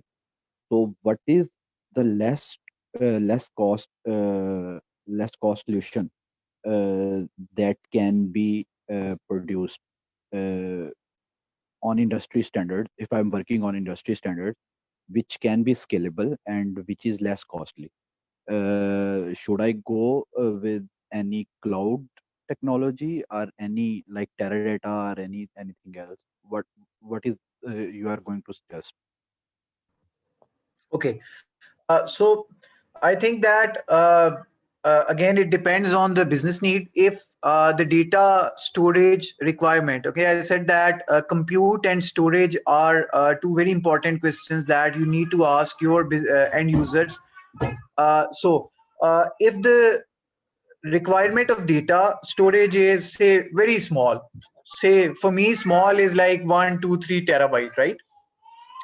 Organizations, telcos, they store hundreds of terabytes of data. For example, some of our sources produce around 3 to 4 terabytes of data in a single day, right? So we need to have the likes of Teradata, IBM, Oracle, and solutions like this to store our data. If the the data size is small, then I think that cloud can be a very good option because it's scalable, although it's expensive. To be honest, if you can buy a server and that organization can maintain a server, it can have its overhead costs in the cooling and electricity, and these things can add up into the cost of an organization. But cloud is something that is scalable, that and the best part about cloud is that the upgrades are very simple. For example, if you have purchased, say, a SQL server license or an Oracle license, then on your on installed on your on machine, and Oracle releases a new version, then you'll have to update your whole database. You have to take backups. But on cloud, it's seamless. Once you store the data on the cloud, it's very easy to access that. But having said that, there are a lot of organizations that do not allow data to be stored on a cloud because of certain regulatory requirements as well. For example, I know this for a fact that the banks in Pakistan and the telcos in Pakistan cannot store their data into a cloud that is hosted outside Pakistan. Okay, so the answer to your question is that yes, cloud is a very good option if the compute requirement is small. If the compute and storage requirement is huge, then you can explore the likes of Teradata, Oracle, and IBM. But these are, mind you, very expensive solutions. They start from, I mean, $1 million upwards, in my experience, right? And if your organization does not want to go with cloud and the information is small, then you can purchase any server yourself and store the data yourself on a very well defined information architecture. It's not only the compute and storage, but the information architecture also matters. I said that you need to have built a staging layer, an integration layer, and then on top of that, an aggregation layer as well. Okay. Sir, let's say I am generating 5 to 10 terabyte data per month. Let's say. So Hmm. if I choose cloud, so Hmm. what do you think? How much I have to pay per month, per annum? How much I'll pay to cloud like But AWS? there are calculators that are given on the sites of, say, Amazon. You can get it for Microsoft as well. There are calculators in which you enter the space, you enter the compute that you require, and the compute and RAM that you require, and they'll give you an estimate on that. And once you have that, you can easily then gauge yourself if you are to purchase a server from open market, or you want to engage a vendor to purchase that, then you can compare the cost of both the solutions. Okay. Okay, thank you, sir.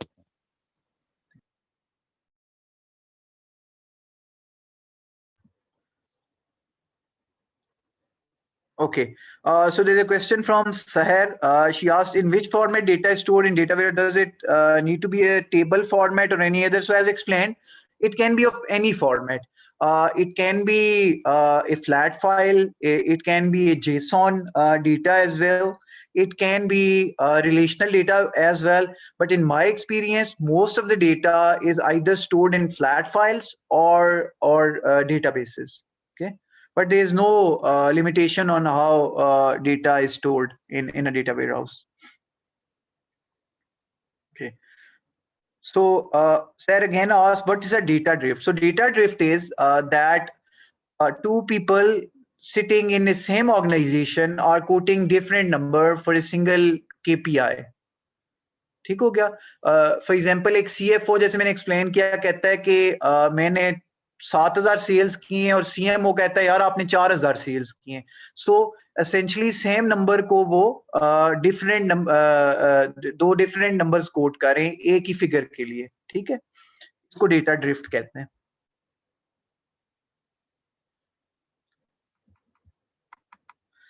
Uzair is asking, so do you mean that data warehouse is used to for centralized data or decrease decentralization? So it's a bit of both, to be honest. It can be we need to have a centralized storage in which all the data is stored, and it decreases decentralization as well. For example, marts and lakes are decentralized, but an enterprise data warehouse is centralized.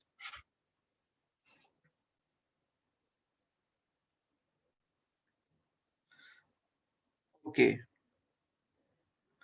So there's a question from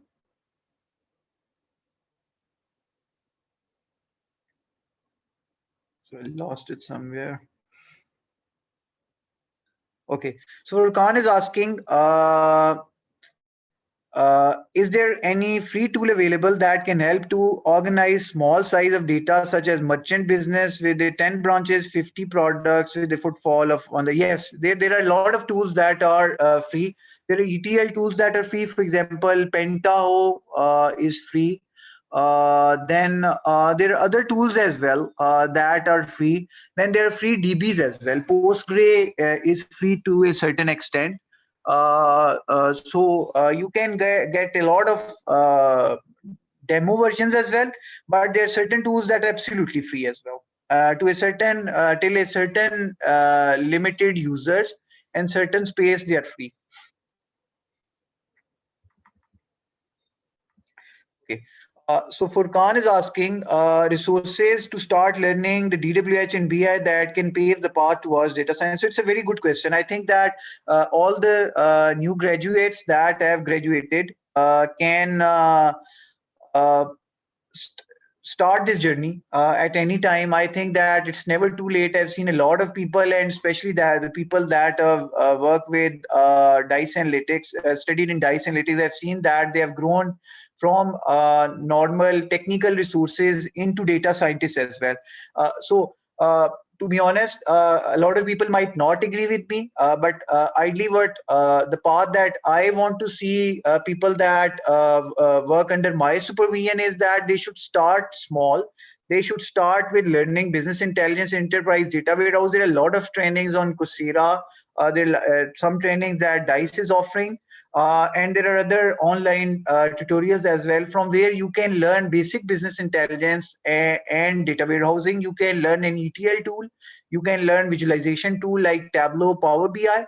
And once you know these tools, then you can start learning business analytics. To learn business analytics, you need to have a stats background.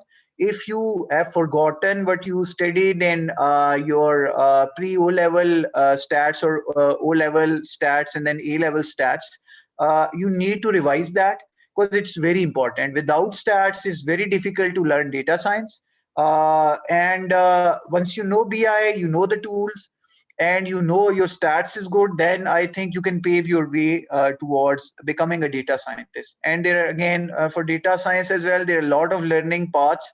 There are online uh, platforms as well. For example, edX, or Harvard has its own data science platform. Then you have Massachusetts Institute as well, MIT. They have their own online platform. But again, you have the platform of Dice Analytics. You can choose their data science program, and they have very well defined program which I've seen, and you can start learning data science.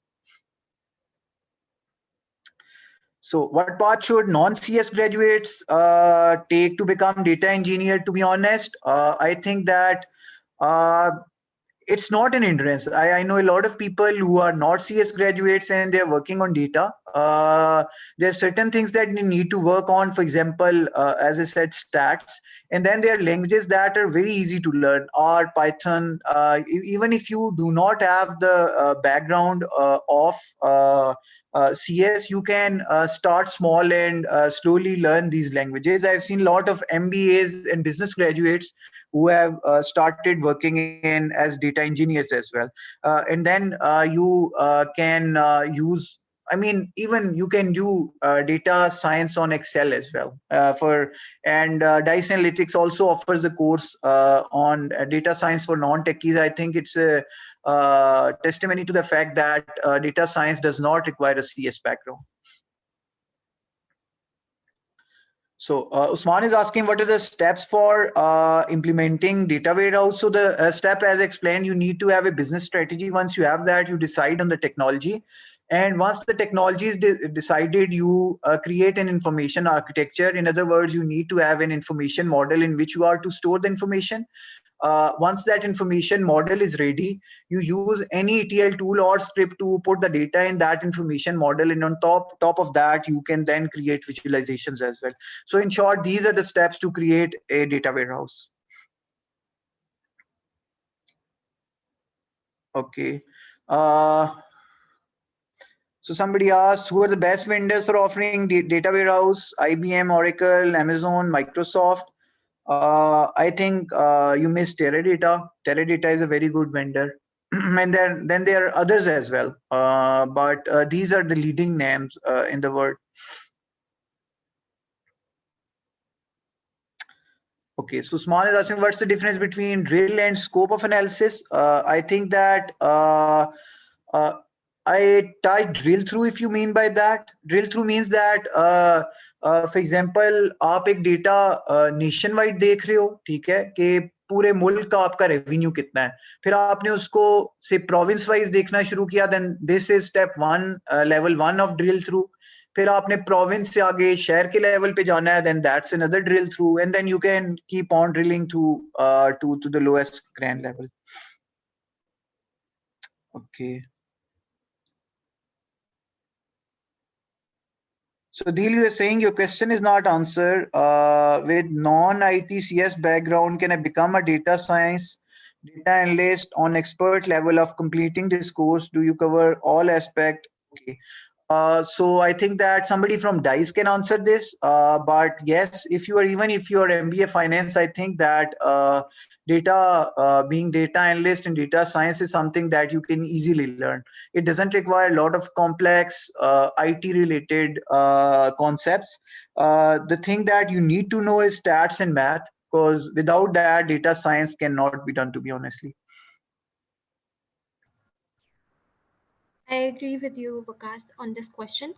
Also, there is a training called Business Analytics, which have the tools, which is covering the tools, drag and drop tools like Power BI and Microsoft Advanced Microsoft Excel. So what you can do is you can start with finance background, and then you can move towards data ware with technical courses like data warehouse and business intelligence, data science and machine learning. So this is how you can, move towards the technical things. Okay.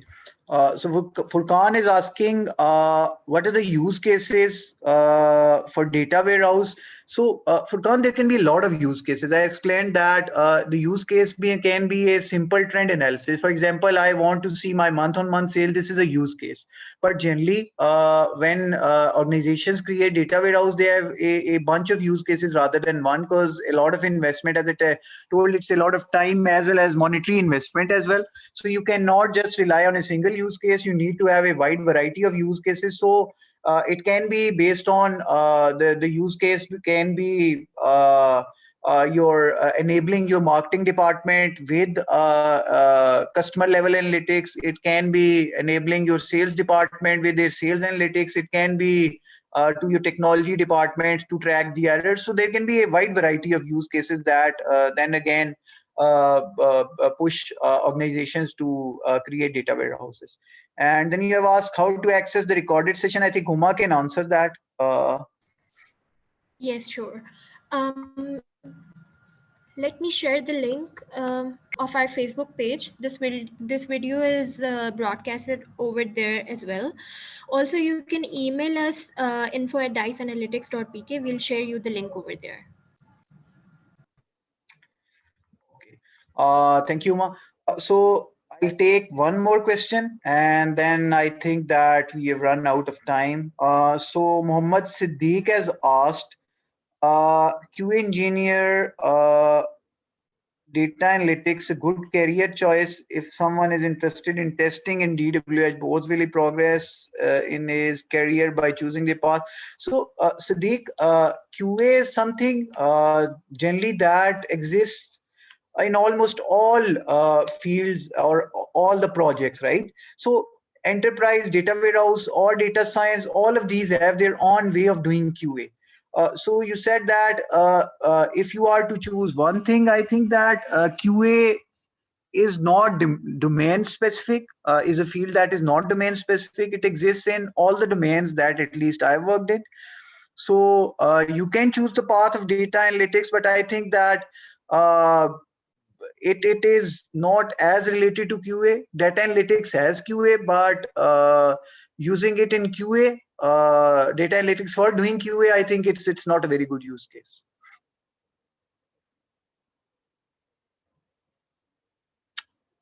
Okay, guys. Thank you very much All for right. attending this session. Mm. All right, let me wind up the session.